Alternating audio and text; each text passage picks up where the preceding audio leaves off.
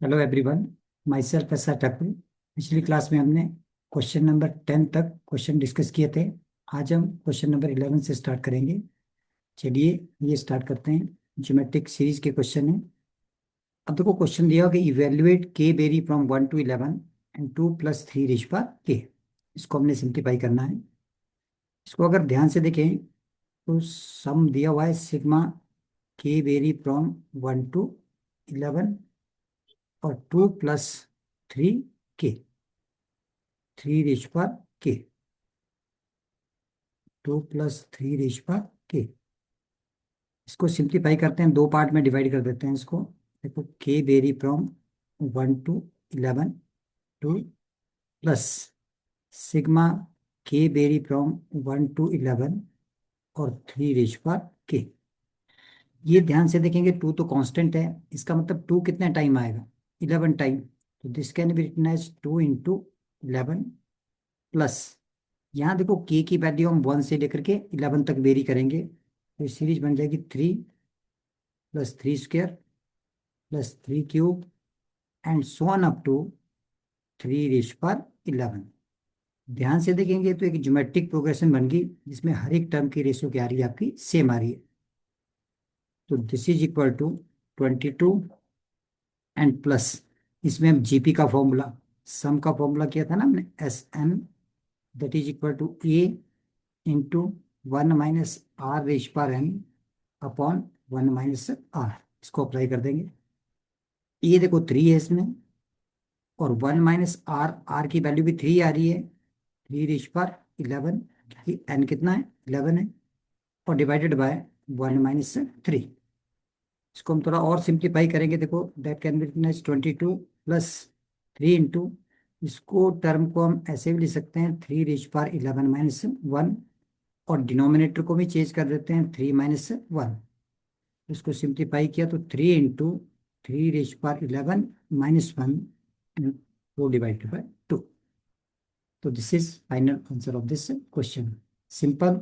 देखो हमने इस जनरल जो सम का फॉर्मूला है इसका यूज किया। ये क्वेश्चन नंबर 11 था। चलिए क्वेश्चन नंबर 12 देखते हैं। तो देखो क्वेश्चन नंबर 12 में sum of the first 3 term of a GP is given as 39/10। First 3 term का यानी कि सम दिया हुआ है, एंड देयर प्रोडक्ट इज 1। इनका प्रोडक्ट कितना दिया हुआ हमने, 1। Find common ratio and the terms हमने निकालनी है। इसमें एक और कॉन्सेप्ट देखो माइंड में रखना है, जब भी प्रोडक्ट ऑफ नंबर जीपी में दिया हो तो 3 नंबर, 4 नंबर या 5 नंबर हम क्या प्रेफर कर सकते हैं। इस कॉन्सेप्ट को पहले अंडरस्टैंड कर लेते हैं। अगर हमारे पास देखो ये दिया हो कि if product of number,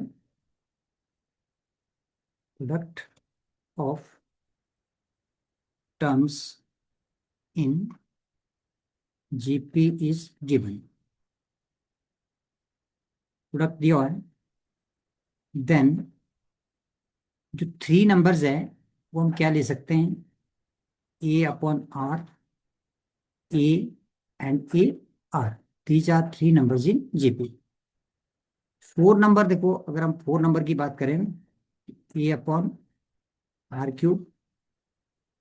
AR, A/R³,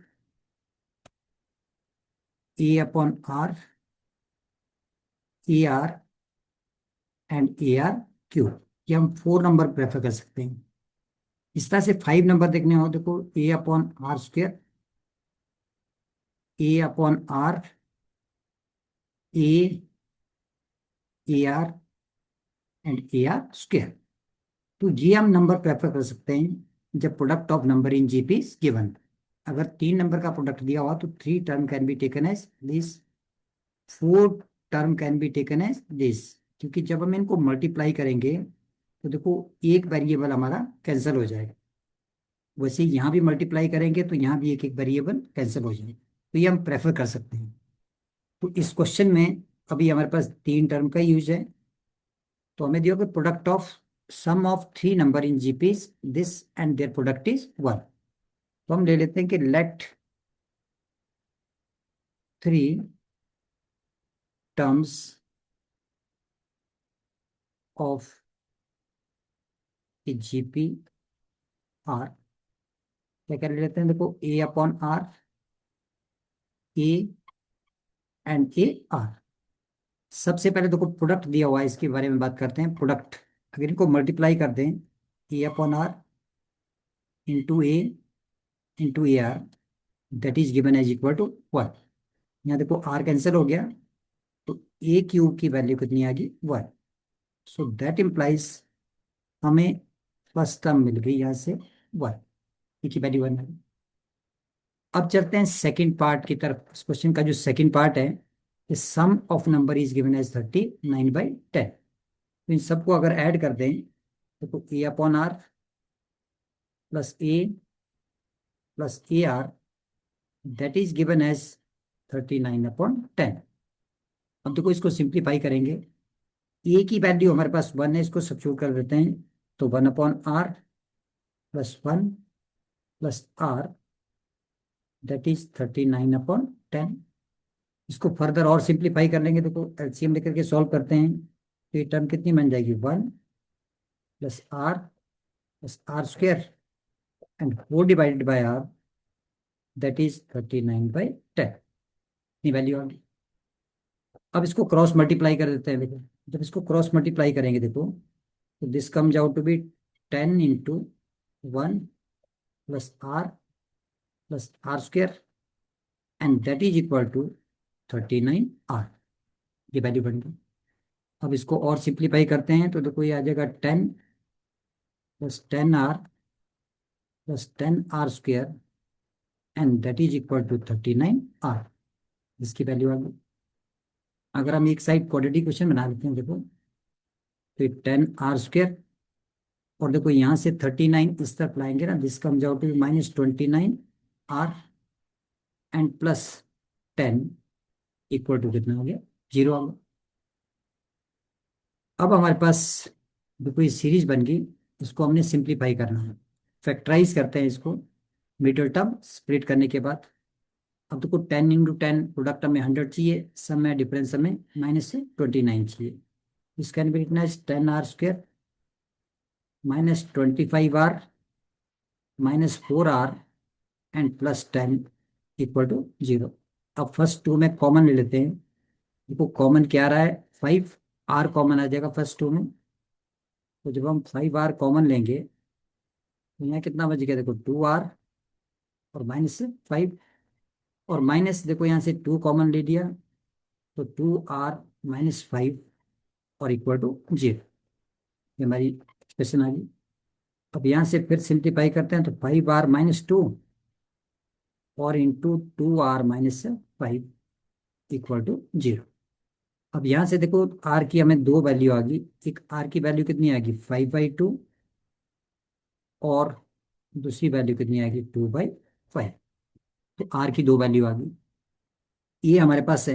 अब टर्म ही निकालनी है ना, सो देयरफॉर टर्म क्या थी हमारे पास, देखो a upon r, a and a r. ये क्या क्या बन जाएगी, ए की वैल्यू 1 है, अगर हम आर इसको रखते हैं देखो, तो 1/, ये क्या बन जाएगी आपके पास, 2/5।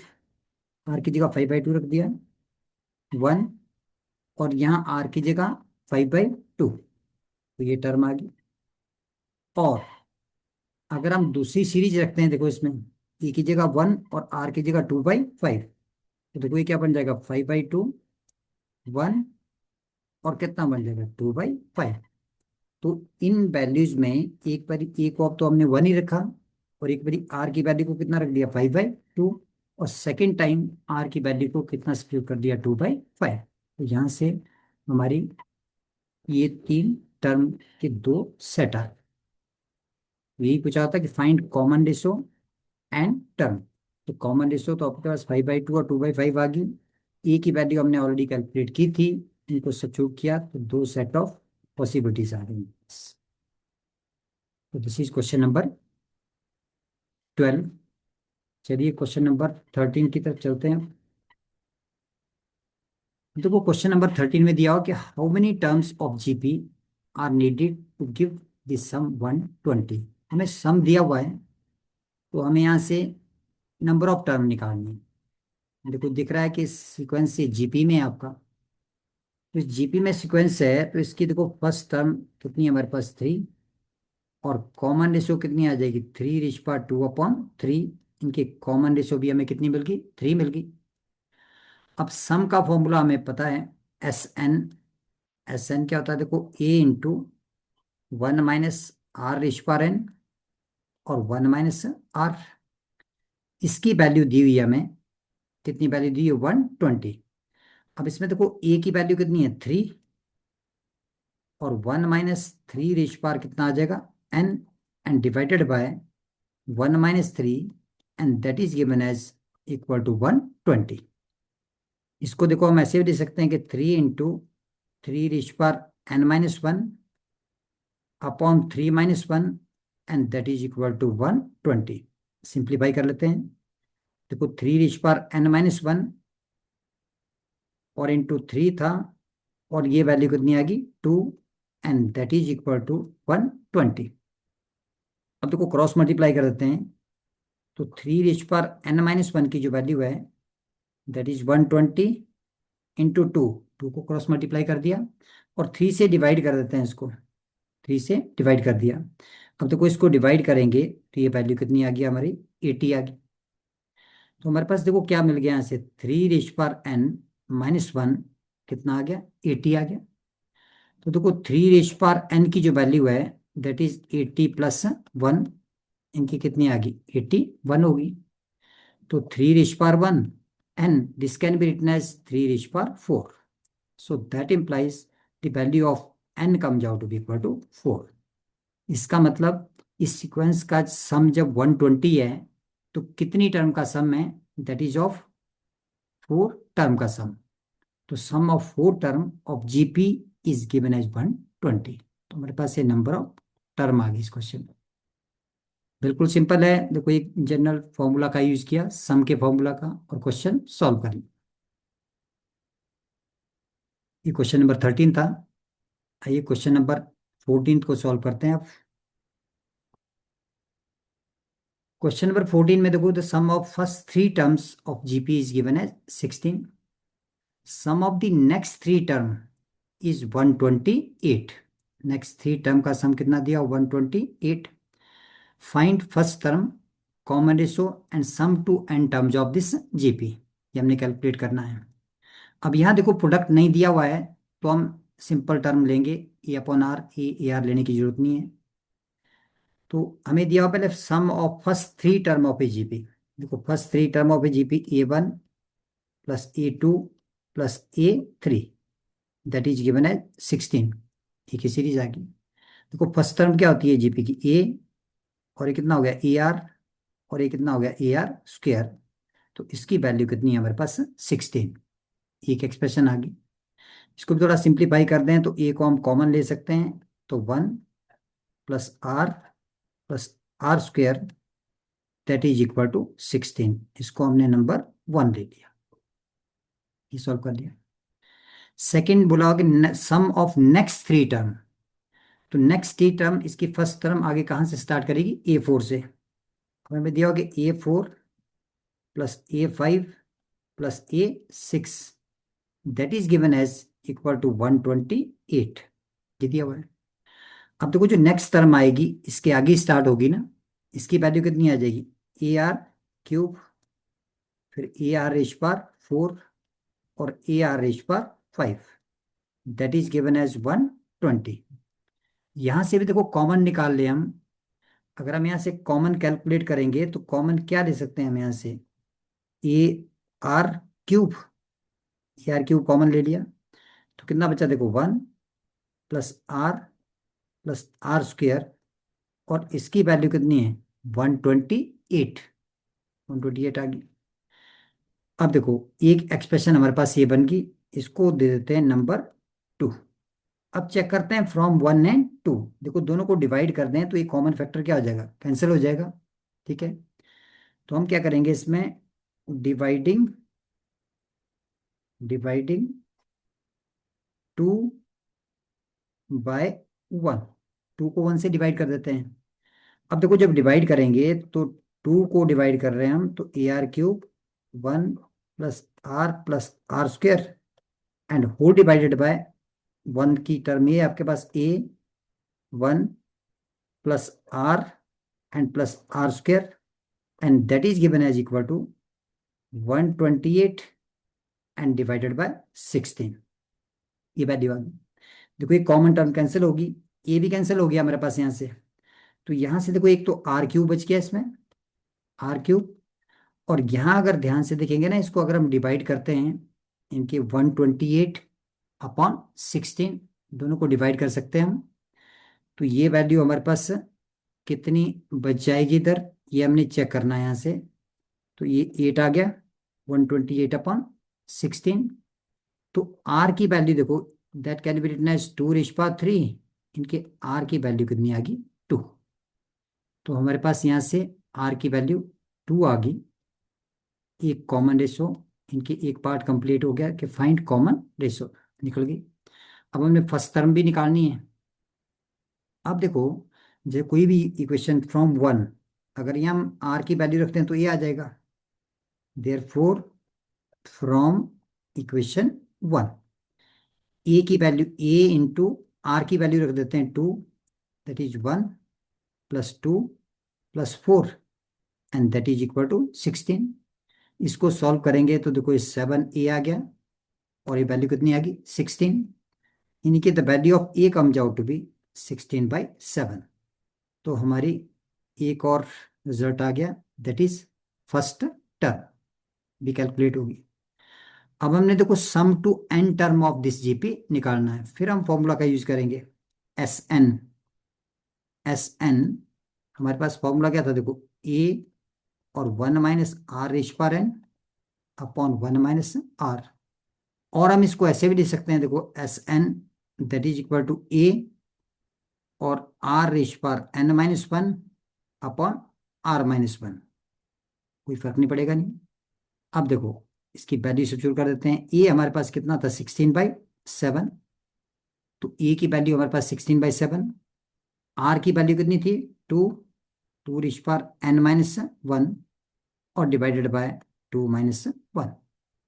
और फर्दर थोड़ा सा सिंप्लीफाई कर दें तो देखो 16/7, डिनोमिनेटर में तो ये 1 ही आ गया और यहाँ क्या रिजल्ट बच गया, 2⁻n-1। तो ये sum to n terms of this series आ गया हमारा। तो ये हमारा थर्ड पार्ट भी क्वेश्चन का कंप्लीट हो गया। आई होप सबको ये टर्म समझ आ रही होगी। तो ये था क्वेश्चन नंबर 14। चलिए स्टार्ट करते हैं क्वेश्चन नंबर 15। क्वेश्चन नंबर 15 में देखो, गिवन ए जीपी विद ए, इनके फर्स्ट टर्म दी हुई है हमारे पास। लिख लेते हैं फर्स्ट टर्म 729। क्योंकि क्वेश्चन को सॉल्व करना है, जो चीजें दी हुई है उसको नोट करते रहो और स्टेप बाय स्टेप करो, कोई प्रॉब्लम नहीं आती है। सेवंथ टर्म, इनके देखो seventh term of GP is given है 64। अब सेवन टर्म क्या होती है देखो, AR⁻, कितना आ जाएगा, 6 और इसकी वैल्यू कितनी है, 64। ये हमारे पास दिया हुआ है, ये दिया हुआ देखो, ए की वैल्यू कितनी है, 729। तो 729 इंटू R⁻6 कितना आ गया, 64। ये वैल्यू आ गई। तो यहां से देखो R⁻6 की जो वैल्यू है दैट इज 64/729। अब हमने यहां से R कैलकुलेट करना है, देखो R की वैल्यू कैलकुलेट करनी है। तो इसको हम क्या ले सकते हैं, देखो R⁻6 can be written as 6 की पावर में चेंज करेंगे तो 2⁻6 आ जाएगा और ये 3⁻6। तो इसको हम 2/3 और रीच पावर क्या ले सकते हैं, 6। तो आर की देखो हमारे पास दो पॉसिबिलिटी आ जाएगी, दैट इज प्लस माइनस, क्योंकि इवन पावर है, 2/3। ये दो वैल्यू आ गया आर की। अब बस आर आ गया। हमने S7 निकालना था, तो S7 7 टर्म का सम निकालने के लिए ए और आर चाहिए थे, दोनों आ गए। तो यहाँ दो केसेस बना लेते हैं कि जब आर की वैल्यू कितनी है आपके पास, 2/3 है। आर की वैल्यू 2/3 है और ए तो हमारे पास है। तो अब हमने S7 कैलकुलेट करना है। S7 that is equal to a देखो फॉर्मूला हम यही यूज करेंगे, Sn that is a into 1 - r⁻n upon 1 - r। S7 N7 आ गया, a की वैल्यू 729 है, 729, और 1 - r, r कितना है देखो 2/3, और होल इज पर 7, और डिवाइडेड बाय 1 - 2/3। अब इसको सिंप्लीफाई कर लेंगे, देखो इस जेड को सिंप्लीफाई करते हैं, तो this value count out to be 729। ये भी देखो आगे सॉल्व कर लेंगे, तो 2⁻7 हमारा आ जाएगा 128, और 3⁻7 करेंगे तो ये बन जाएगा 2187। इनके 3 × 3 × 3 7 टाइम कर लिया हमने, और डिवाइडेड बाय ये 1 - 2/3, इसकी वैल्यू कितनी आ गई है 1/3। ये फर्स्ट पार्ट आ गया।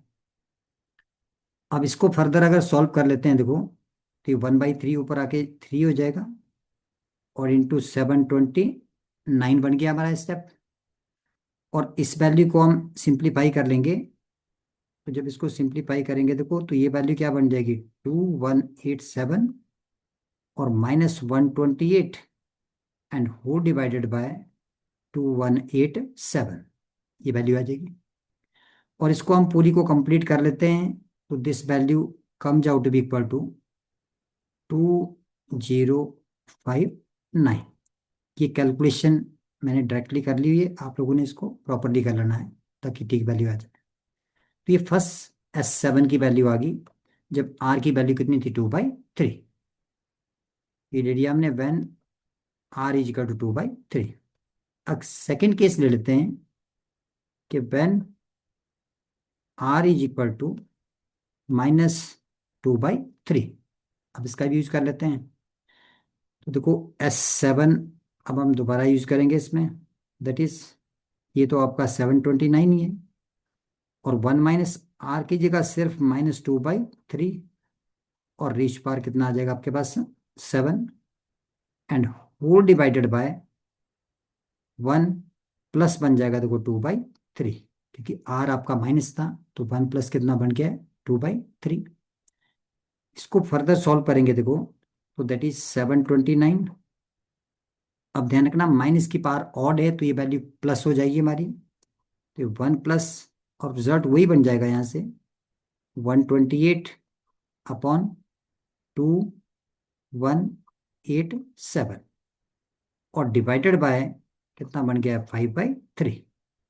इसको फर्दर सॉल्व करेंगे देखो, तो this value comes out to be equal to, इसको सॉल्व करते हैं, ये 3/5 आ जाएगा ऊपर, और इंटू 729, और इस पार्ट को भी आगे हम एलसीएम लेकर के सॉल्व कर लेंगे, तो 2187 और प्लस 128, एंड डिवाइडेड बाय 2187, और फर्दर और सॉल्व कर लेंगे इस वैल्यू को।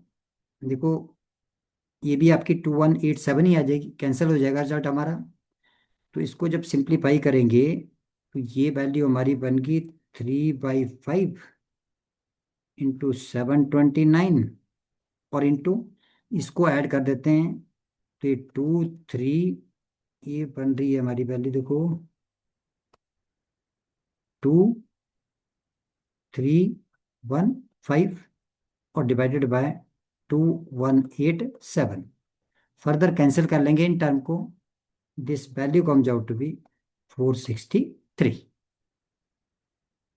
तो देखो हमारी सेवन सम ऑफ 7 टर्म आ गया, और इस सम ने सम के रिजल्ट का यूज किया, लेकिन इसके लिए हमारे पास अननोन जो चीज़ें थी वो आर था, तो आर की वैल्यू कैलकुलेट कर ली और क्वेश्चन को सॉल्व कर लिया।